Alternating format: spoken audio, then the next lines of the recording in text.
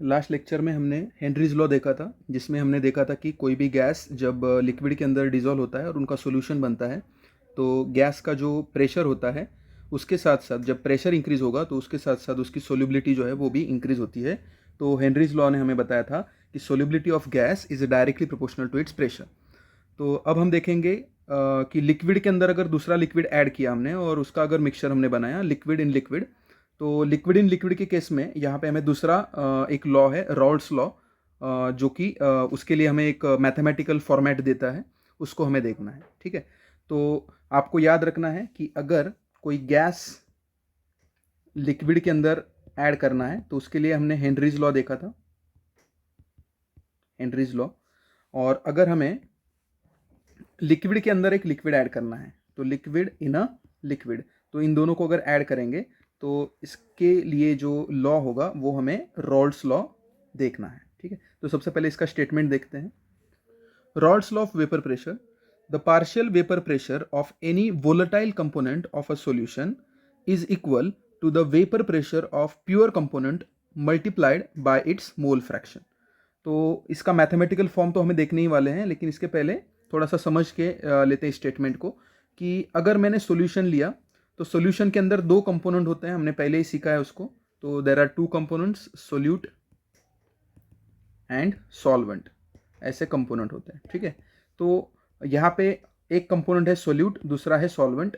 और अगर मुझे दोनों कंपोनेंट जो है उसका अगर सॉल्यूशन मैंने लिया है, समझो बाइनरी सॉल्यूशन हमने लिया है। बाइनरी का मतलब क्या है कि एक सोल्यूट है उसमें और उसके अंदर एक सॉल्वेंट है, तो 1+1। ठीक है, तो 1+1 इज इक्वल टू 2, इसीलिए उसको बाइनरी बोला गया है। ठीक है, तो एक सोल्यूट और एक सॉल्वेंट से बनने वाले सॉल्यूशन को हम बाइनरी सॉल्यूशन बोलते हैं। तो किसी भी बाइनरी सॉल्यूशन के अंदर दो कंपोनेंट होंगे, एक कंपोनेंट होगा सोल्यूट और दूसरा होगा सॉल्वेंट। तो हम कंसीडर करते हैं फॉर एग्जांपल जो सोल्यूट है उसको हम A1 मानते हैं और जो सॉल्वेंट है उसे हम A2 मानते हैं। ठीक है, तो A1 और A2 ये दो कंपोनेंट्स को ऐड करेंगे तो हमें क्या मिलेगा, सॉल्यूशन मिलेगा। अब ये जो A1 है उसका जो प्रेशर है, ठीक है, तो पार्शियल प्रेशर वेपर प्रेशर, ठीक है, तो पार्शियल वेपर प्रेशर उसका A1 का होगा P1 और A2 के लिए हम मानेंगे P2। ठीक है, तो ऐसे दो पार्शियल प्रेशर हम कंसीडर करेंगे सॉल्यूशन के अंदर। और जब ये इंडिविजुअली अगर हम लेते हैं, सिर्फ और सिर्फ A1 को अकेला मैंने अलग कंटेनर में लिया और A2 को भी मैंने अलग कंटेनर में लिया, तो उसके लिए उनका जो प्रेशर रहेगा वो प्योर फॉर्म के लिए रहेगा। तो उसके लिए उनका जो प्रेशर रहेगा उसको हम कंसीडर करते हैं P1 नॉट और सेकेंड वाले को लेते हैं P2 नॉट। तो यही आपको सबसे पहले अच्छे से समझना होगा। तो लॉ समझने से पहले हम अलग अलग जो कंपोनेंट्स इसके अंदर है उनके बारे में जो कंसेप्ट्स यहाँ पे हैं वो पहले सीखते हैं। ठीक है, तो यहाँ पे कंसीडर करते हैं सिचुएशन। यहाँ पे हम कंसीडर करते हैं 3 कंटेनर्स। ये पहला कंटेनर है जिसके अंदर हमने सोल्यूट ऐड किया जिसको हमने A1 माना है, और उसके बाद हमने उसके अंदर सॉल्वेंट भी ऐड किया। ठीक है, तो ये एक सॉल्यूशन बन गया। तो सोल्यूट और सॉल्वेंट हमने इसमें ऐड किया है। तो ये जो कंटेनर नंबर 1 है वो A1 + A2 है, मतलब ये एक सॉल्यूशन है। ठीक है, बाइनरी सॉल्यूशन, क्योंकि उसमें एक सोल्यूट और एक सॉल्वेंट है और इसलिए उसको हम बाइनरी सॉल्यूशन बोलते हैं। अब दूसरा वाला जो कंटेनर है उसमें हम प्योर कंपोनेंट्स लेंगे, मतलब पहले हम लेंगे सोल्यूट, सिर्फ सोल्यूट। इस कंटेनर में सिर्फ सोल्यूट रहेगा, ओनली सोल्यूट, प्योर सोल्यूट, मतलब A1। और जो दूसरा कंटेनर है उसके अंदर हम लेंगे सिर्फ A2, only A2, only A2, मतलब सॉल्वेंट। अब हम वेपर प्रेशर क्या होता है उसको भी पहले कंसीडर करके लेते हैं। देखो, किसी भी कंटेनर के अंदर अगर हमने कोई सॉल्यूशन रखा या कोई सॉल्वेंट या सोल्यूट प्योर फॉर्म में रखा, तो जो सोल्यूट और सॉल्वेंट के जो मोलिक्यूल्स होते हैं वो धीरे धीरे वेपराइज होते हैं, क्योंकि वो वोलेटाइल है। तो वोलेटाइल सोल्यूट या वोलेटाइल सॉल्वेंट हो या सोल्यूशन के अंदर वो हो, तो धीरे धीरे उनका वेपराइजेशन होता है। तो जब भी वो वेपराइजेशन उनका होता है तो इनके जो मोलिक्यूल्स है, यहाँ पे जो मोलिक्यूल्स होते हैं उस पर्टिकुलर लिक्विड के, तो वो क्या हो जाते हैं, गैसियस स्टेट में आ जाते हैं और गैस बन जाता है उनका। तो ये गैस के फॉर्म में सरफेस से बाहर निकलते हैं।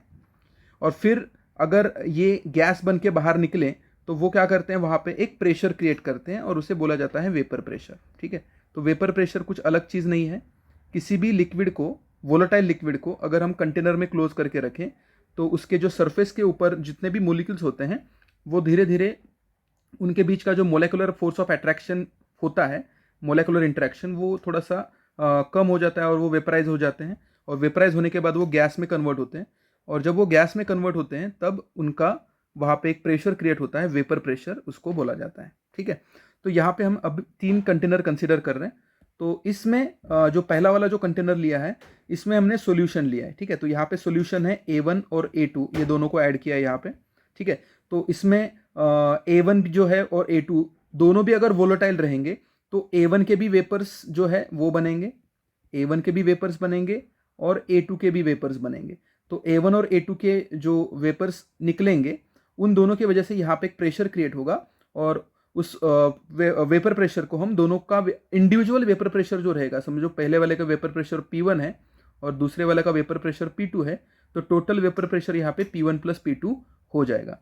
इस केस में हमने सिर्फ और सिर्फ प्योर सॉल्वेंट लिया है सेकंड वाले में यहाँ पे, तो यहाँ पे सिर्फ क्या रहेगा, P1 रहेगा, और यहाँ पे क्या रहेगा, P2, और ये प्योर फॉर्म में इसलिए P1 नॉट और P2 नॉट, क्योंकि प्योर फॉर्म के लिए हमने ऊपर नॉट ये यूज़ किया है यहाँ पे कंपोनेंट के लिए। ठीक है, तो यहाँ पे आपको ये समझना होगा।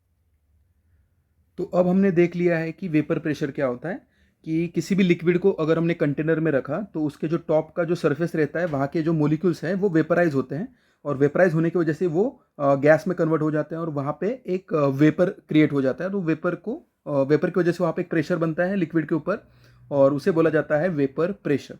ठीक है, तो यहाँ पे सॉल्यूशन के अंदर भी वेपर प्रेशर रहेगा। जब हम किसी सॉल्वेंट या सॉल्यूट को प्योर फॉर्म में लेंगे तो उसका भी एक प्रेशर क्रिएट होगा, और उन प्रेशर्स को हमने अलग अलग कंसिडर किया है। तो यहाँ पे हमने किसको क्या क्या कंसिडर किया है वो अब देखते हैं। सबसे पहले जो हमारा सोल्यूट था, ठीक है, सोल्यूट, ठीक है, अगर हमने प्योर फॉर्म में लिया उसको तो उसका P1 नॉट प्रेशर रहेगा, और सॉल्वेंट भी अगर प्योर फॉर्म में अकेला लिया हमने, सिर्फ एक अकेला इंडिविजुअल कंटेनर में, तो वो प्योर फॉर्म में लिया तो उसका भी वेपर प्रेशर P2 नॉट होगा। ठीक है, अगर हमने सॉल्यूशन के अंदर लिया तो फिर सॉल्यूशन के अंदर जो सोल्यूट है उसका वेपर प्रेशर P1 कंसिडर किया हमने, और जो सॉल्वेंट है, सॉल्वेंट का वेपर प्रेशर हमने P2 कंसिडर किया है, और अगर वो प्योर फॉर्म में है तो हमने नॉट कंसिडर किया है। तो ये आपको समझना होगा। तो यहाँ पे हमने नोटेशन भी समझ लिए हैं कि किसको क्या कंसिडर किया है। ठीक है, अब हम देखेंगे मोल फ्रैक्शन क्या होता है। ठीक है, देखो यहाँ पे हमने कंटेनर के अंदर सोल्यूट लिया था, सोल्यूट, और उसके अंदर हमने सोल्यूट को ऐड किया था। तो ये एक सॉल्यूशन है, बाइनरी सॉल्यूशन, जिसमें एक सोल्यूट और एक सॉल्वेंट है। तो अब जब इसके वेपर्स बनेंगे, ठीक है, तो इसके जब वेपर्स बनेंगे तो कुछ मोलिक्यूल्स जो है वो वेपराइज हो गए हैं, वो सोल्यूट के होंगे, और कुछ मोलिक्यूल्स जो वेपराइज होंगे वो सॉल्वेंट के रहेंगे। ठीक है, तो सोल्यूट के और सॉल्वेंट के जो मोलिक्यूल्स वेपराइज हुए हैं उसको अगर हम नंबर ऑफ मोल्स के फॉर्म में कंसीडर करें तो हम कंसीडर करते हैं, समझो सोल्यूट के नंबर ऑफ मोल्स है, समझो Na नंबर ऑफ मोल्स जो वेपराइज हुए हैं, और जो सॉल्वेंट है उसके Nb। ठीक है, तो यहाँ पे टोटल कितने सॉल्यूशन के अंदर रहेंगे, Na प्लस Nb। ठीक है, तो ये हमारा क्या रहेगा, total moles, number of moles of solute and solvent, इन दोनों मिला के जो वेपराइज हो गए हैं वो दोनों मिला के Na प्लस Nb होंगे, जिसमें Na जो है वो हमारा सोल्यूट का है और Nb जो है वो हमारा सॉल्वेंट का है। ठीक है, तो अगर मुझे मोल फ्रैक्शन निकालना है, ठीक है, तो यहाँ पे इसको इरेज करता हूँ मैं। अगर मुझे मोल फ्रैक्शन निकालना है तो मैं क्या करूँगा, सबसे पहले क्लास 11th में ये फॉर्मूले सारे हो चुके हैं, मोल फ्रैक्शन वगैरह। ठीक है, तो यहाँ पे मोल फ्रैक्शन अगर हम निकालते हैं सोल्यूट का, ठीक है, तो मोल fraction of solute, mole fraction of solute, तो सोल्यूट का अगर मोल फ्रैक्शन निकालते हैं तो हमें सबसे पहले वेपर के फॉर्म में उसका जो नंबर ऑफ मोल थे वो Na था, और वेपर में दोनों मिला के कितने थे, Na प्लस Nb। तो टोटल हमें नीचे रखना है डिनोमिनेटर में, और सोल्यूट अकेले का जो नंबर ऑफ मोल थे जो वेपराइज हो चुके थे वो ऊपर रखने हैं। सिमिलरली मुझे अगर मोल फ्रैक्शन सॉल्वेंट का निकालना है, सॉल्वेंट का मोल फ्रैक्शन निकालना है, मोल फ्रैक्शन ऑफ सॉल्वेंट, तो उसका निकालना है तो मैं जो सॉल्वेंट था उसका मोल नंबर ऑफ मोल Nb था, और टोटल कितना था, Na प्लस Nb, तो वो हम नीचे रखेंगे। ठीक है, तो यहाँ पे आपको समझना होगा मोल फ्रैक्शन कैसे निकालते हैं। अब इनके मोल फ्रैक्शन को भी हम कंसीडर करेंगे कुछ अलग कंपोनेंट से, मतलब नोटेशन से। तो यहाँ पे मैं इसको कंसिडर करता हूँ x1 एंड x2। तो हमारा जो सोल्यूट है उसका नंबर मोल फ्रैक्शन x1 है, यह है मोल फ्रैक्शन ऑफ सोल्यूट, और x2 जो है वो है मोल फ्रैक्शन ऑफ सॉल्वेंट। ठीक है, तो यहाँ पे मैंने नोटेशन अच्छे से समझ लिया है। अभी हमें रॉल्स लॉ समझने में कोई दिक्कत नहीं होगी। ठीक है, तो हम इसको अभी स्टेटमेंट जो है उसको मैथमेटिकल फॉर्म में कन्वर्ट करके लेंगे अभी।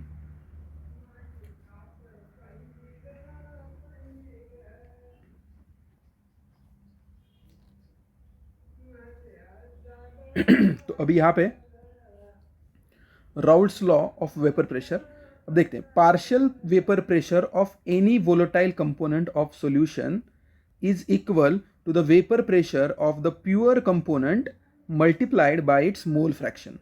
तो अब हम देखते हैं कि सॉल्यूशन के अंदर जो सॉल्वेंट था या सोल्यूट था, सबसे पहले सोल्यूट का लेते हैं चलो। तो जो सॉल्वेंट सॉल्यूशन के अंदर जो सोल्यूट था उसका सॉल्यूशन में जो वेपर प्रेशर था वो P1 था। ये क्या था? Vapour pressure of solute in solution. ठीक है, और उसके बाद हमने देखा था कि P1 नॉट जो था वो वेपर प्रेशर था सोल्यूट का ही इन प्योर फॉर्म। मतलब जब वो उसको अकेले लिया था हमने अलग कंटेनर में, तब उसका वेपर प्रेशर कितना था? P1 naught. और जब उसको सॉल्यूशन में लिया था तब उसका वेपर प्रेशर कितना था? P1। ठीक है, और इसका जो मोल फ्रैक्शन था वो था x1, है ना, मोल फ्रैक्शन ऑफ सोल्यूट। तो अभी राउल्ट्स लॉ क्या बोलता है कि अगर हमने सॉल्यूशन में उसका वेपर प्रेशर है वो लिया P1 को, और जो अकेला जब उसको लिया था अलग कंटेनर में तब उसका वेपर प्रेशर था P1 नॉट, उसको अगर उसके मोल फ्रैक्शन से मल्टीप्लाई करेंगे तो ये फॉर्मूला जो है ये हमें राउल्ट्स लॉ ने दिया है। ठीक है, तो सॉल्यूशन में कितना वेपर प्रेशर होता है वो अगर चाहिए तो उसको प्योर फॉर्म में लेंगे और उसका वेपर प्रेशर कितना है उसको उसके मोल फ्रैक्शन से मल्टीप्लाई करेंगे। ठीक है, तो मोल फ्रैक्शन और उसका प्योर फॉर्म में जितना वेपर प्रेशर है उसको मल्टीप्लाई करने के बाद उसका सॉल्यूशन में कितना वेपर प्रेशर रहेगा वो हमें मिलेगा। ठीक है, तो सॉल्यूशन वाला वेपर प्रेशर अगर चाहिए तो उसका इंडिविजुअल जब उसको अकेले कंटेनर में लिया था तब उसका प्योर फॉर्म में जितना वेपर प्रेशर था उसके साथ साथ उसको मोल फ्रैक्शन से मल्टीप्लाई करेंगे तो उसका सॉल्यूशन वाला वेपर प्रेशर हमें मिलता है। सेम चीज हमारे सॉल्वेंट के लिए भी थी।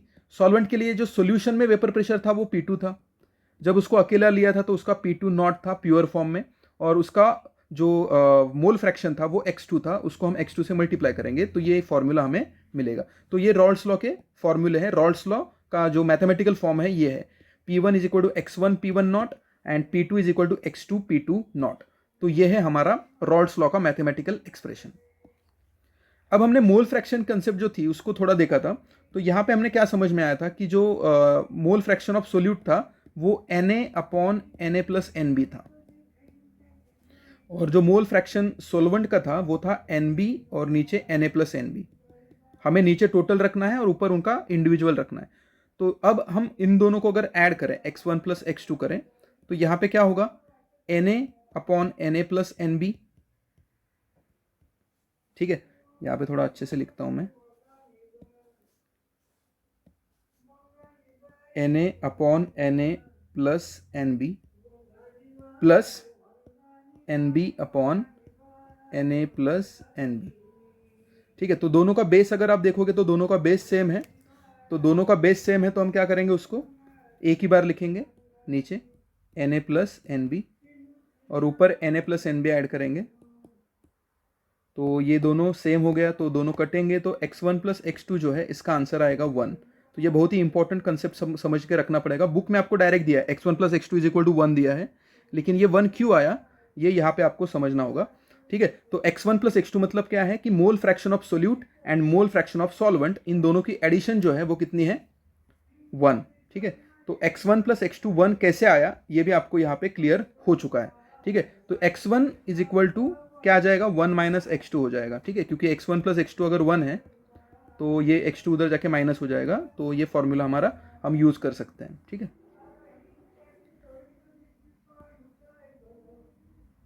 अब इसको और थोड़ा मैथमेटिकल फॉर्म देके इसका एक इक्वेशन बनाना है हमें ऑलरेडी राउल्ट्स लॉ की वजह से जो कुछ इक्वेशंस हाथ लगे हैं वो इस प्रकार है P1 is equal to P1 naught, और उसको x1 से मल्टीप्लाई करेंगे, x1 P1 नॉट, और P2 जो है वो है x2 P2 नॉट।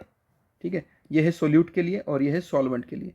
अब हमें जो सोल्यूशन हमने कंटेनर लिया था, कंटेनर में आपको याद होगा कि हमने सोल्यूट भी लिया था और हमने सॉल्वेंट भी लिया था, दोनों ऐड किए थे। तो यहाँ पे सोल्यूट की वजह से जो वेपर प्रेशर बन रहा है वो P1 है, और सॉल्वेंट की वजह से बन रहा है वो P2 है। तो टोटल वेपर प्रेशर यहाँ पे कितना रहेगा, P1 प्लस P2। ठीक है, दोनों की वजह से बनने वाला प्रेशर ये P1 प्लस P2 रहेगा। और ये हमें क्लास 11th में एक लॉ था, आपको याद होगा तो Dalton's law of partial pressure करके एक लॉ था। तो उसमें हमें पता चला था कि इन दोनों इंडिविजुअल वेपर प्रेशर जो भी हमें मिल रहे हैं सोल्यूट और सॉल्वेंट के, उसको अगर हम ऐड करेंगे तो हमें क्या मिलेगा, टोटल वेपर प्रेशर सॉल्यूशन का। ठीक है, ऑफ सॉल्यूशन। तो यहाँ पे टोटल वेपर प्रेशर मतलब दोनों वेपर प्रेशर जो सोल्यूट और सॉल्वेंट के हैं उनको हमें ऐड करना है, तो इन दोनों को ऐड करना पड़ेगा। ठीक है, तो ये इक्वेशन 1 और इक्वेशन 2 को ऐड करेंगे तो P का वैल्यू मिलेगा P1 प्लस P2, लेकिन P1 की वैल्यू है x1 P1 नॉट और P2 की वैल्यू है x2 P2 नॉट। इसको ऐड करेंगे हम लोग। ठीक है, ओके। तो अब हम पहुंच चुके हैं कि P1 प्लस P2 करके हमें मिलने वाला है। अब हम क्या करेंगे, अभी जो हमने इक्वेशन बनाया था x1 plus x2 is equal to 1, उसको यूज करेंगे। ठीक है, तो यहाँ पे P इज इक्वल टू क्या मिल चुका है हमें, P1 not x1 plus P2 not x2। मैंने अपना x1 x2 बाद में लिखा है। अब उसके बाद हमें पता था, सिंस हमें क्या पता है, x1 plus x2 is equal to 1 है। ठीक है, तो देयरफॉर हम x1 की जगह पे 1 माइनस x2 पुट कर सकते हैं। ठीक है, तो यहाँ पे हम क्या करेंगे, x1 की जगह पे 1 माइनस x2 पुट करेंगे इस जगह पे। ठीक है, तो अब क्या बनेगा, ये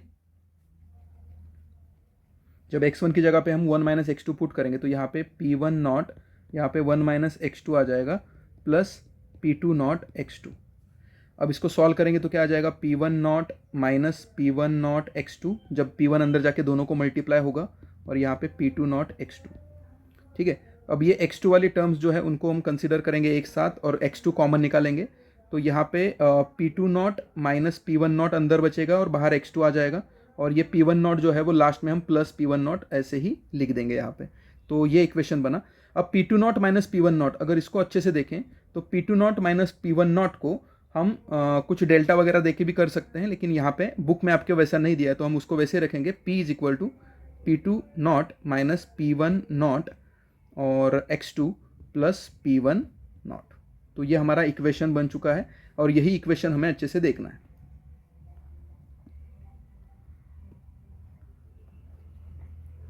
ठीक है, तो हमने कैसे इस इक्वेशन को फाइंड आउट किया है वो आपको समझना होगा। सबसे पहले रॉल्ड्स लॉ ने हमें बताया कि P1 होता है x1 P1 नॉट और P2 होता है x2 P2 नॉट। फिर हमें जो Dalton's law of partial pressure है उसने बताया कि टोटल प्रेशर P अगर चाहिए तो P1 और P2 को ऐड करो। तो हमने इन दोनों को ऐड किया। फिर इनको ऐड करने के बाद हमने mole fraction x1 plus x2 is equal to 1 इस कंडीशन को यूज़ किया, और उसके बाद फिर हमारे हाथ लगा एक इक्वेशन, और वो इक्वेशन हम यूज़ करेंगे और उसके ऊपर हमने अलग अलग ग्राफ भी बनाने हैं। तो total pressure of solution, total vapour pressure of a solution is equal to P2 naught minus P1 naught x2 plus P1 naught. तो ये हमारा इक्वेशन हम यूज़ करेंगे और इसी इक्वेशन के ऊपर हमारे अलग अलग क्या बनेंगे, अभी ग्राफ बनेंगे। ठीक है, तो यहाँ पे सबसे पहला variation of vapour pressure for a binary solution of two volatile liquids. तो यहाँ पे हमें कुछ ग्राफ दिए हैं और उसको हमें समझना है। ठीक है, तो ये जो इक्वेशन हमने बनाया था उसी इक्वेशन का आधार लेके हम क्या करेंगे, इसको बनाएंगे। ठीक है, तो आपके बुक में थोड़ा सा आपको करेक्शन करना है। ठीक है, तो बुक में क्या दिया है, दोनों जगह पे आपको अब यहाँ पे देखो तो यहाँ पे x1 लिखा है और यहाँ पे x2 लिखा है, तो आपको वहाँ पे करेक्शन करके ले लो बुक में। ठीक है, तो पहले वाले केस में x1 इज इक्वल टू 1 है। ठीक है, तो जब x1 इज इक्वल टू 1 है तो यहाँ पे x2 की वैल्यू 0 होगी। ठीक है, और जब x1 यहाँ पे 0 हो जाएगा तब x2 की वैल्यू 1 होगी। ठीक है, तो ये आपको समझ के रखना है। ठीक है, और ये हमने अभी भी डिस्कस भी किया है, आप देख सकते हो कि x1 प्लस x2 जो था वो आंसर 1 था ना। तो अगर x2 और x1 1 है तो फिर जब x1 की वैल्यू 1 रहेगी तो ये 1 उधर जाके 1 में से माइनस हो जाएगा, 1 माइनस 1, तब x2 का वैल्यू जो है वो 0 आएगा। ठीक है, तो ये इक्वेशन बहुत इंपॉर्टेंट है, x1 plus x2 is equal to 1। तो आप समझ लो कि जब x1 1 होगा तो x2 0 होना चाहिए, और जब x2 0 होगा तब x1 1 होगा, ठीक है। तो ये आपको समझना है। अब हम क्या करेंगे, अब ये जो कंडीशंस है उन्हीं का यूज करके उसको सॉल्व करेंगे। अलग अलग इक्वेशन कैसे बने वो इक्वेशंस हमें समझ के लेना है। तो सबसे पहला इक्वेशन जो है वो हम लेते हैं, और उसके लिए हम क्या करेंगे, ग्राफ बनाएंगे। टोटल प्रेशर हमारा जो P था वर्सेस हम उसको कंसिडर करेंगे मोल fraction of solvent, that is x2। तो P और x2 इन दोनों का हमें ग्राफ बनाना है, ठीक है। तो हमारा फॉर्मूला क्या था वो अच्छे से समझ लो, P is equal to P2 naught minus P1 naught, बाहर क्या था x2, और प्लस P1 नॉट। अब हम देखेंगे, हमने लीनियर इक्वेशंस इन टू वेरिएबल्स क्लास 9th में 10th में पढ़ा है, तो उसका यूज़ करके हम इसको सॉल्व करेंगे। देखो, जब हम अलग अलग वैल्यू यहाँ पे वेरिएबल्स के डालेंगे तो उसके लिए हमें P और x2 की वैल्यूज़ मिलेंगे, और उसके लिए हम एक पॉइंट हम कंसिडर करके उसको प्लॉट करेंगे। तो अब देखो कि जब x2 0 था, van x2 is equal to 0, तो जब x2 0 होगा तब ये इक्वेशन में क्या हो जाएगा, यहाँ पे हम 0 पुट करेंगे, और जब x2 0 हो जाएगा तो ये पूरी टर्म जो है वो पूरी टर्म जो है वो क्या हो जाएगी, 0 हो जाएगी। तो बचेगा कौन, P1 नॉट। तो इसका मतलब हमें क्या समझ में आया कि जब x2 की वैल्यू 0 है तब P की वैल्यू P1 नॉट है, ठीक है। तो ये हमें कंडीशन मिल चुका है कि जब x2 0 था तब P की वैल्यू P1 नॉट थी। तो अब हम ग्राफ में जाके देखेंगे उसको, तो आपको समझ में आएगा कि अब देखो यहाँ पे x2 0 है, ठीक है, यहाँ पे, ठीक है, यहाँ पे लिखा है ना x2 इज इक्वल टू 0। तो यहाँ पे आप समझ लो कि यहाँ पे x2 की वैल्यू 0 है। तो जब यहाँ पे x2 की वैल्यू 0 है तब P की वैल्यू हमारी P1 नॉट y एक्सिस पे मिली थी। तो यहाँ पे हमें ये 0, जब x2 0 था, x2 जब 0 था तो अब P की वैल्यू कितनी मिली, P1 नॉट। तो यहाँ पे P1 नॉट मिल चुका है, तो हमने y एक्सिस पे P1 नॉट देख लिया, ठीक है। अब हम कंसिडर करेंगे सेकेंड कंडीशन, ठीक है। तो अब हम क्या करेंगे,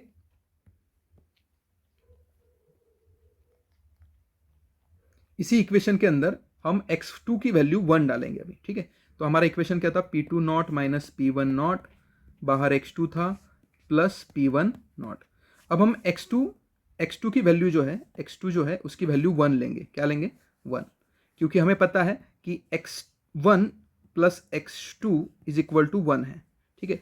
तो इस कंडीशन के हिसाब से x2 जब 0 था तब x1 1 होगा, और जब x2 1 हो जाएगा तब x1 0 हो जाएगा, ठीक है। तो दोनों आपको समझ के रखना है, ठीक है। तो हम x2 is equal to 1 put करेंगे। तो अब क्या होगा, जब यहाँ पे 1 पुट किया जाएगा तो ये ब्रैकेट वैसे का वैसा रहेगा, P2 naught minus P1 naught, और उसको 1 से मल्टीप्लाई करने से कोई फर्क नहीं पड़ेगा, और बाहर में कौन है, P1 नॉट। तो ये minus P1 not plus P1 not cancel हो जाएगा, और P की वैल्यू सिर्फ क्या आएगी, P2 नॉट। तो हमें समझ में आया कि जब x2 की वैल्यू 1 है तब P की वैल्यू P2 नॉट है। क्या है, P2 नॉट। तो ये भी हम यहाँ पे देखेंगे। देखो यहाँ पे हम देखते हैं कि जो हमारा x2 है वो 1 यहाँ पे था, x2 की वैल्यू 1 यहाँ पे थी, ठीक है। तो यहाँ पे अब देखो x2 की वैल्यू 1 है, तो जब x2 की वैल्यू 1 है तब प्रेशर जो था वो पार्शियल प्रेशर कितना था, P2 नॉट। तो यहाँ पे x2 जो है वो 1 है, तो अब यहाँ पे P की वैल्यू कितनी है, P2 नॉट। तो यहाँ पे आ गई वो। तो ये हमारा पॉइंट मिला हमें। तो अब हम क्या करेंगे, इसको यहाँ पे प्लॉट करेंगे। यहाँ पे एक चीज़ आपको समझनी होगी, ये जो ग्राफ है, इस ग्राफ में आपको एक नया तरीके का ग्राफ आपको दिया है। मतलब अब तक हमने देखा है कि हम x एक्सिस लेते हैं, y एक्सिस लेते हैं। ये ऐसा ग्राफ है जिसमें x एक्सिस पे दो y एक्सिस लिए उन्होंने, ठीक है। तो यहाँ पे आपको ये कंसिडर करना होगा कि यहाँ पे भी हमने y एक्सिस कंसिडर किया है, ये है, ये पहला y एक्सिस है, और दूसरा y एक्सिस यहाँ पे कंसिडर किया है, ठीक है। ऐसा क्यों, क्योंकि हमें एक चीज़ समझ में आई कि जब x2 0 है तब x1 1 है, तो यहाँ पे x1 की वैल्यू 1 है, और जब x2 1 है तब x1 0 है, तो यहाँ पे। तो ऐसे दो y एक्सिस हमने बनाए हैं, और दो y एक्सिस के ऊपर हमें दो पॉइंट्स मिले हैं, ठीक है। तो ये हमने कंसिडर करके इसको सॉल्व किया है। तो अब हमें पता लग चुका है कि जब x2 की वैल्यू यहाँ पे x2 जो था वो 0 था, तब P की वैल्यू कितनी थी, P1 नॉट। और जब x2 की वैल्यू 1 हो गई तब P की वैल्यू कितनी हो गई, P2 नॉट। तो ये पॉइंट हमें यहाँ पे मिल गया P2 नॉट वाला, और ये है P1 नॉट वाला पॉइंट। ठीक है, अब हम टोटल अगर निकालने की कोशिश करें तो इन दोनों को जोड़ना पड़ेगा हमें। तो ये हमारा लाइन जो मिलेगा वो लाइन हमें क्या देगा, टोटल वेपर प्रेशर जो है P1 प्लस P2 उसका हमें क्या देगा, ग्राफ देगा।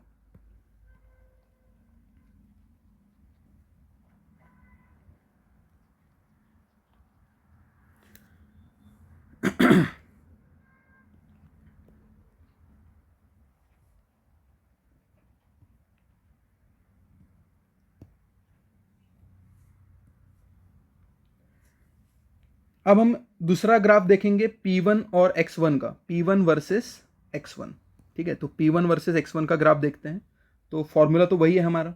ठीक है, तो P1 वर्सेस X1 में हमें पता है कि P1 इज इक्वल टू क्या है, X1 P1 नॉट, है कि नहीं। तो P1 is equal to X1 P1 naught, ये हमारा फॉर्मूला है। तो यहाँ पे अगर हम देखें तो यहाँ पे अगर हम X1 की वैल्यू जीरो करें, X1 की वैल्यू क्या करें, जीरो, तो P1 की वैल्यू भी जीरो हो जाएगी। तो X1 जीरो हो जाएगा तो P1 भी क्या हो जाएगा, जीरो। और जब X1 की वैल्यू 1 पुट करेंगे तो यहाँ पे P1 जो है वो P1 नॉट बन जाएगा, क्या हो जाएगा, P1 नॉट। तो ये जो इक्वेशन है वो इक्वेशन अच्छे से समझ लो, ये तो ईजी है। ठीक है, ये तो ईजी है, आराम से आपको समझ में आएगा कि हमें रॉल्स लॉ ने बताया था कि P1 is equal to X1 P1 not है। ठीक है, तो यहाँ पे X1 की वैल्यू अगर मैं जीरो डालता हूँ तो यहाँ पे जीरो डालेंगे तो ये राइट साइड पूरी जीरो हो जाएगी, तो P1 भी हमें जीरो मिलेगा। और जब X1 की वैल्यू हम 1 डालेंगे तो ये 1 इंटू P1 नॉट ही रहेगा, तो राइट हैंड साइड पे क्या रहेगा, P1 नॉट। तो ये आपको दो कंडीशंस यहाँ पे मिलेंगे। तो इनको जब हम ग्राफ के ऊपर देखते हैं तो X1 जीरो तो P1 भी जीरो। तो यहाँ पे आप देखो, यहाँ पे X1 जीरो था, ये देखो यहाँ पे X1 जीरो था। ठीक है, तो P1 भी जीरो हो जाएगा, यहाँ पे P1 भी क्या हो जाएगा, जीरो। और जब X1 1 हो जाएगा जैसे यहाँ पे, तो वहाँ पे वो P1 नॉट बन जाएगा, P की वैल्यू कितनी हो जाएगी, P1 नॉट। तो ये जो दो कंडीशन येलो कलर की हमने जोड़ी है उसको अगर हम कंसिडर करें और उसको अगर जोड़ दें तो वो हमें एक लाइन मिलती है, वो भी एक स्ट्रेट लाइन ही मिलती है। ठीक है, और जो सेकंड वाली लाइन है वो भी लाइन हम देखें तो वो भी वैसी है। तो P2 और X2 की अगर हम कंसिडर करें, P2 वर्सेस X2, ठीक है, तो P2 वर्सेस X2 का कंसिडर करें तो ये लाइन हमें मिलेगी। ठीक है, तो कैसे मिलेगी ये लाइन, ये भी देख लो। P2 वर्सेस X2 अगर कंसिडर करें तो P2 वर्सेस X2 कंसिडर करेंगे तो यहाँ पे हमें P2 वाला इक्वेशन यूज करना पड़ेगा, P2 is equal to X2 और P2 नॉट। ठीक है, तो अब हम पहले X2 की वैल्यू जीरो पुट करेंगे। तो जब X2 की वैल्यू जीरो होगी तो P2 की वैल्यू भी जीरो हो जाएगी। ठीक है, क्योंकि यहाँ पे X2 की जगह पे हम जीरो पुट करेंगे तो सब कुछ मल्टीप्लाई होकर क्या हो जाएगा, जीरो। तो यहाँ पे P2 भी जीरो हो जाएगा। तो ये पहले कंडीशन लेते हैं, X2 जीरो P2 जीरो। तो X2 जीरो P2 जीरो कहाँ पे मिलेगा हमें, तो यहाँ पे देखो ये X2 यहाँ पे जीरो है, तो X2 जीरो P2 जीरो, ये पॉइंट यहाँ पे मिल गया। ठीक है, अब दूसरा पॉइंट क्या है हमारा, X2 की वैल्यू जब 1 डालेंगे, X2 की वैल्यू क्या डालेंगे, 1, तो P की वैल्यू P2 की वैल्यू क्या मिलेगी, P2 की वैल्यू P2 नॉट मिलेगी, क्या मिलेगी, P2 नॉट। ठीक है, तो यहाँ पे X2 की वैल्यू 1 पुट करेंगे तो P2 की वैल्यू P2 नॉट मिलेगी। तो यहाँ पे हमें X2 की वैल्यू जब 1 पुट करेंगे, यहाँ पे देखो ये X2 1 है ना यहाँ पे, तो यहाँ पे 1 पुट करेंगे तो P2 की वैल्यू P2 नॉट मिलेगी। तो ये पॉइंट मिल गया, तो इसको जोड़ेंगे हम। ठीक है, तो इसको जोड़ेंगे तो हमें P2 वर्सेस X2, तो ये P2 वर्सेस X2 वाला ग्राफ है, ये है P1 वर्सेस X1 वाला ग्राफ जो कि ऐसा मिला है हमें। और ये जो फर्स्ट वाला है ये वाला, ये टोटल प्रेशर जो है हमारा P, total pressure P versus X2। ठीक है, जिससे हमने y एक्सिस पे x एक्सिस पे X2 लिया था ना, तो X2 की वैल्यू 0 से लेकर 1 तक गई थी, तो P वर्सेस X2 है ये। ठीक है, क्योंकि हमने जो क्वेश्चन बनाया था, जो इक्वेशन बनाया था वो इस इक्वेशन में X2 था, इसलिए P और X2 का एक ग्राफ मिला, P1 और X1 का एक ग्राफ मिला, और P2 और X2 का एक ग्राफ। ऐसे तीन स्ट्रेट लाइन हमें यहाँ पे देखने को मिल रहे हैं। तो ये तीन ग्राफ कैसे बने ये आपको अच्छे से समझने होंगे। ठीक है, थोड़ा सा अच्छे से ध्यान से देख लो। अगर आपको नहीं समझा है तो फिर से एक बार रिपीट करके देखता हूँ, तो आप फिर से एक बार ध्यान से देखो इसको। यहाँ पे तीन इक्वेशन हमें दिए हैं और तीन इक्वेशन का तीन ग्राफ मिलेगा। सबसे पहले तो दिमाग में एक रखना है कि यहाँ पे हमने 2 वाई एक्सिस कंसिडर किए हैं। ये सबसे नई चीज़ है आपके लिए, आपने पहली बार कभी ऐसा नहीं देखा है, पहली बार आप देख रहे हो, ठीक है। तो उतना अगर आपने कंसिडर कर लिया तो बाकी सब ईजी है।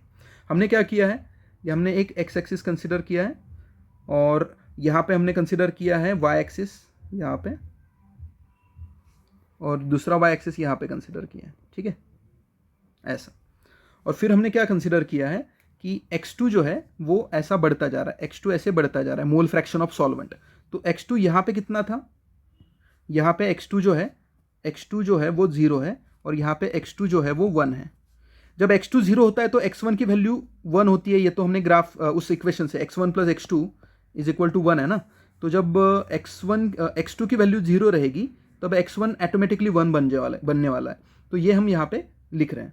और जब x2 की वैल्यू 1 होगी तब x1 क्या होगा, यहाँ पे 0 होगा, ठीक है। तो जब x1 को हम कंसिडर करेंगे तो हमें ऐसा आना पड़ेगा, फिर x1 के लिए हमें ऐसा आना पड़ेगा 0 से लेकर 1 तक, और x2 के लिए हमें लेफ्ट से राइट तक ऐसा जाना पड़ेगा, ठीक है, क्योंकि x2 की वैल्यू यहाँ पे 0 है और यहाँ पे 1 है। तो x2 के लिए हम ऐसा जाएंगे और x1 के लिए हम लोग राइट टू लेफ्ट आने वाले हैं, ठीक है।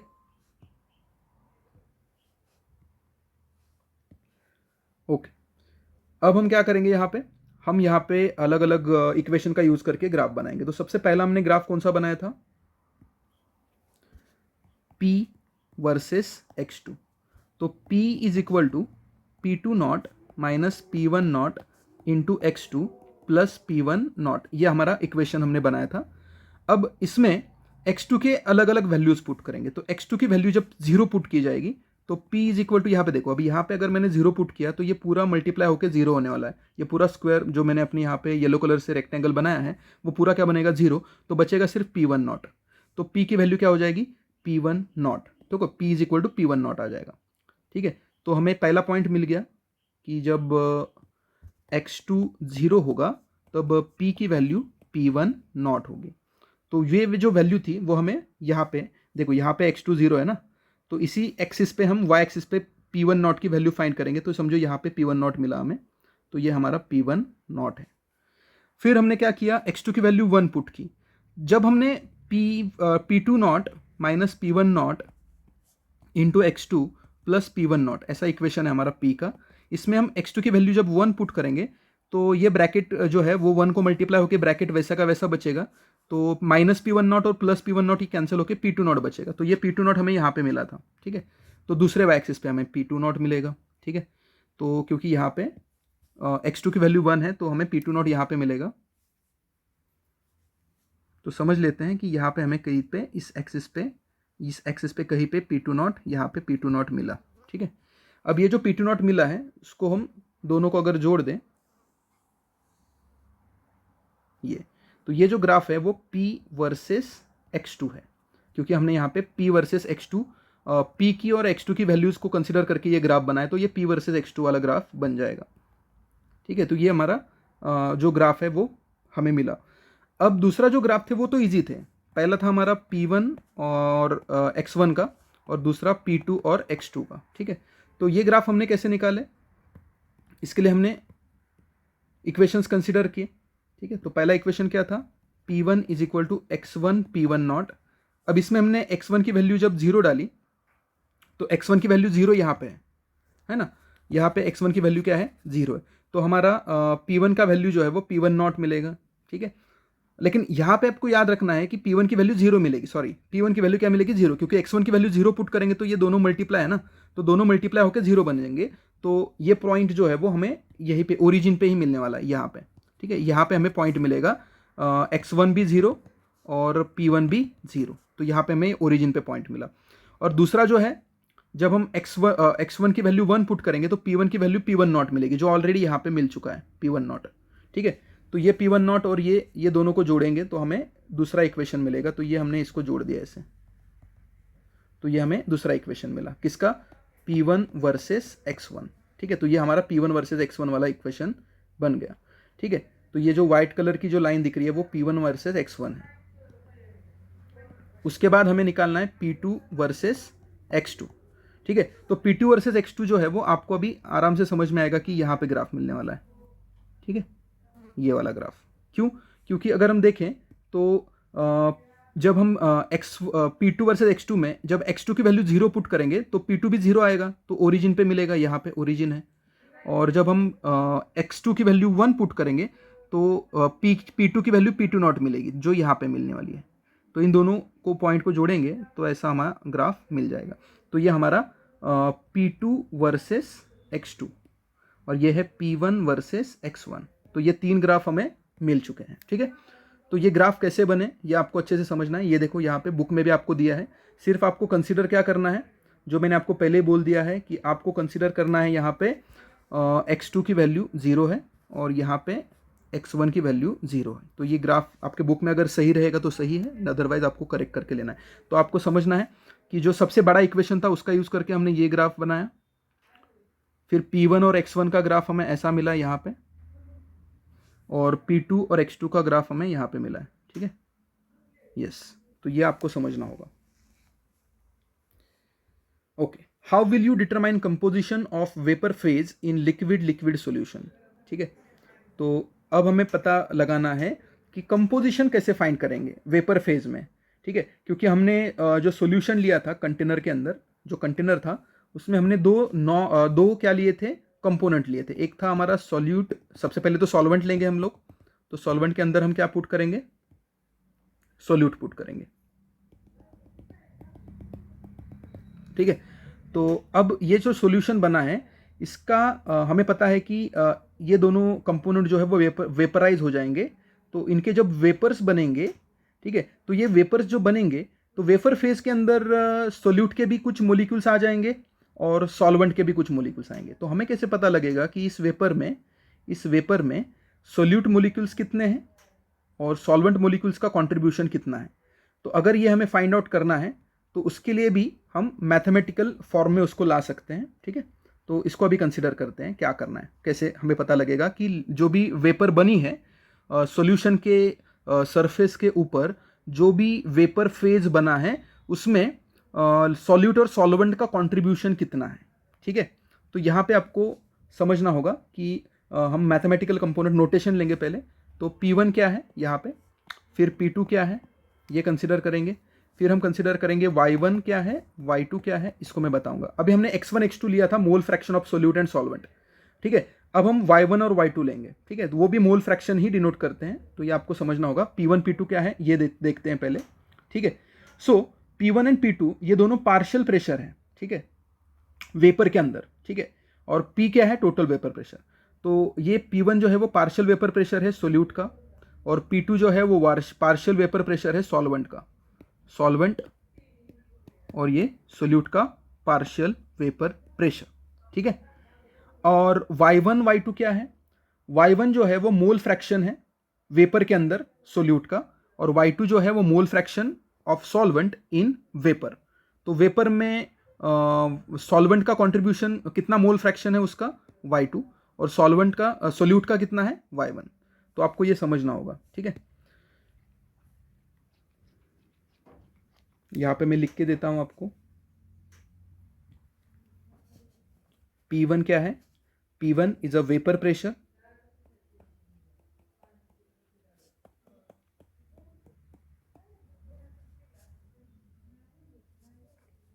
Of two components. यहाँ पे उसको हम वेपर प्रेशर के तौर पे नहीं बोलेंगे, उसको हम बोल सकते हैं पार्शियल प्रेशर। तो ये है partial pressure of first component, जिसको हम सोल्यूट भी बोल सकते हैं। और P2 जो है वो पार्शियल प्रेशर है ऑफ सॉल्वेंट, ठीक है, सॉल्वेंट, या फिर हम दूसरा कंपोनेंट जिसको सेकेंड कंपोनेंट भी बोल सकते हैं। उसके बाद Y1 क्या है, मोल फ्रैक्शन, ठीक है, मोल फ्रैक्शन ऑफ सोल्यूट बोलो इन वेपर, जो वेपर फॉर्म में बन चुका है उसमें इस सोल्यूट का कितना मोल फ्रैक्शन है। और Y2 क्या है, मोल फ्रैक्शन ऑफ सॉल्वेंट या फिर दूसरा कंपोनेंट इन वेपर फॉर्म, जो वेपर में कन्वर्ट हो चुका है, ठीक है। ओके, तो अब उसके बाद हमें देखना है characteristics of the ideal solution, ठीक है। तो आइडियल सॉल्यूशन के क्या क्या कैरेक्टरिस्टिक्स है वो हम देखेंगे यहाँ पे। सबसे पहले ideal solutions obey Raoult's law over entire range of concentration, मतलब कितना भी उनका कॉन्सेंट्रेशन ले लो आप, हर रेंज के लिए आइडियल सॉल्यूशंस जो है वो रॉल्स लॉ को ओबे करते हैं. नो हीट इज इवॉल्व और एब्जॉर्ब्ड ड्यूरिंग द मिक्सिंग, मतलब जब हम सोल्यूटर सॉल्वेंट को मिक्स कर रहे होंगे तो आइडियल सॉल्यूशन की केस में मिक्सिंग के टाइम पे, मतलब सोल्यूटर सॉल्वेंट जब मिक्स कर रहे थे हम लोग, उस टाइम पे ना हीट इवॉल्व होती है ना हीट एब्जॉर्ब होती है, मतलब ना वो एंडोथर्मिक रिएक्शन है ना एक्सोथर्मिक है. ठीक है. उसके बाद तीसरा है कि जब ये मिक्सिंग हम कर रहे हैं, सोल्यूटर सॉल्वेंट को मिक्स कर रहे हैं, तब there is no volume change, वहां पे कोई भी वॉल्यूम चेंज नहीं होता. उसके बाद सोल्यूट और सॉल्वेंट के जो मोलिक्यूल्स है उनके बीच का जो मोलेकुलर इंटरैक्शन है, सोल्यूट सोल्यूट मोलेकुलर इंटरैक्शन जो है और सॉल्वेंट सॉल्वेंट मोलेकुलर इंटरैक्शन जो है वो कंपेरेबल होते हैं, मतलब क्या होते हैं, नियरली इक्वल होते हैं, ज़्यादा इनमें फर्क नहीं होता. ठीक है. उसके बाद vapour pressure of ideal solution always lies between vapour pressures of pure components, मतलब क्या, जब हम उनको प्योर फॉर्म में लेंगे अलग अलग कंटेनर्स में, तब उनका वेपर प्रेशर कितना रहता है, उतनी ही रेंज के अंदर उनके सॉल्यूशन का वेपर प्रेशर भी, आइडियल सॉल्यूशंस के वेपर प्रेशर भी उसी के बीच में रहते हैं. ठीक है. प्योर कंपोनेंट का जो वेपर प्रेशर रहेगा उसके बीच में, ठीक है, वो क्या रहते हैं, आइडियल सॉल्यूशन के वेपर प्रेशर्स रहते हैं. ठीक है. यहाँ पे एग्जांपल के तौर पे हम लेते हैं बेंजीन और टोलिन. अब नॉन आइडियल सॉल्यूशन जो है उनके कैरेक्टरिस्टिक्स क्या होंगे. आइडियल सॉल्यूशन क्या करता था, रॉल्स लॉ को ओबे करता है, लेकिन non ideal solutions do not obey Raoult's law over the entire range of concentration, सारे रेंज के लिए वो कभी भी अपने रॉल्स लॉ जो है उसको ओबे नहीं करता. दूसरी चीज, वेपर प्रेशर जो होता है वो आइडियल सॉल्यूशन में हमने क्या सीखा था कि वो जो रेंज होती है प्योर फॉर्म वाले वेपर प्रेशर्स की, उसके बीच में वो रहता है. यहाँ पे ऐसा नहीं है, यहाँ पे वेपर प्रेशर या तो ज़्यादा रहता है या फिर कम रहता है, प्योर कंपोनेंट से ज़्यादा रहेगा या प्योर कंपोनेंट से कम होगा नॉन आइडियल सॉल्यूशंस में. ठीक है.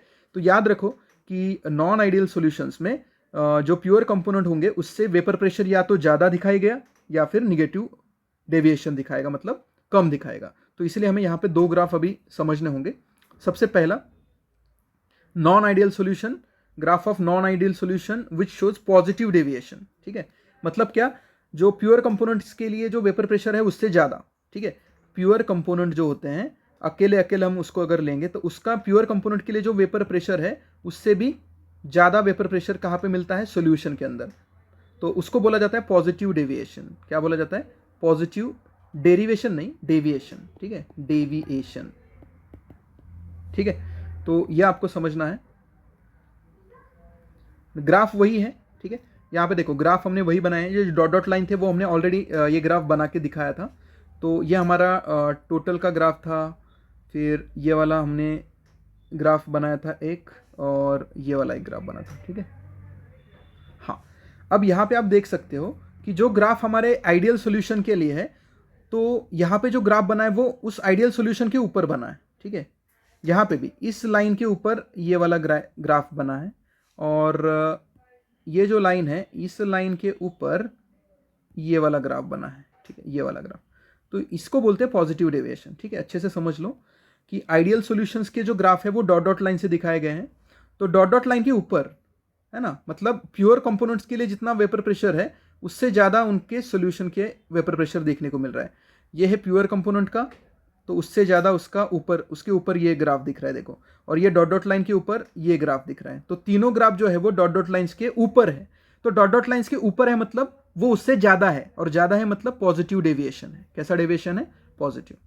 दूसरा केस होता है निगेटिव डेविएशन का. यहाँ पे आप देख सकते हो, यहाँ पे अगर आपने देखा तो ये देखो, ये हमारा पहला लाइन था. ठीक है, ये पहला लाइन है. तो इस लाइन के नीचे इसका ग्राफ है, लाइन के ऊपर नहीं है, नीचे है. यहाँ पे अगर देखोगे तो ये हमारी डॉट डॉट लाइन को अगर मैं जोड़ दूँ तो उसके नीचे ये वाला ग्राफ उसके नीचे है, और ये अगर डॉट डॉट लाइन में जोड़ लिया मैंने तो उसके अंदर उसके नीचे उसका ये वाला ग्राफ है. तो यहाँ पे हमें क्या समझ में आ रहा है कि ग्राफ जो नॉन आइडियल सॉल्यूशन के है वो उनके आइडियल सॉल्यूशन वाले रेंज से कम है. यहाँ पे है ना, उससे कम है. देखो कम है, पीछे नीचे है मतलब कम है. तो इसलिए उसको निगेटिव डेविएशन बोला जाएगा. क्या बोला जाएगा, निगेटिव डेविएशन. तो ग्राफ अगर लाइन के ऊपर बन रहे हैं तो पॉजिटिव डेविएशन, और ग्राफ अगर लाइन के नीचे बनते हैं तो उसको निगेटिव डेविएशन बोला जाएगा. ठीक है. तो अब ये क्यों होता है, ये इसका रीजन देखो. अभी देखो, पॉजिटिव डेविएशन क्यों होता है? देखो, the solutions in which solute solvent molecular interactions are weaker than those between solute-solute और solvent-solvent interactions, they show positive deviation. मतलब क्या? देखो यहाँ पे 3 टाइप के अट्रैक्शंस हैं. देखो, सोल्यूट के मोलिक्यूल्स अपने सोल्यूट के अंदर वाले दूसरे मोलिक्यूल्स को अट्रैक्ट कर रहे हैं, सोल्यूट के मोलिक्यूल्स को अट्रैक्ट कर रहे हैं, सॉल्वेंट के मोलिक्यूल्स को अट्रैक्ट कर रहे हैं, और सोल्यूट मिक्स हुआ है सॉल्वेंट में, तो सोल्यूट जो है सॉल्वेंट को भी अट्रैक्ट कर रहा है. ठीक है, तो सोल्यूट सॉल्वेंट को भी अट्रैक्ट कर रहा है, सोल्यूट को अट्रैक्ट कर रहा है, और सॉल्वेंट को अट्रैक्ट कर रहा है.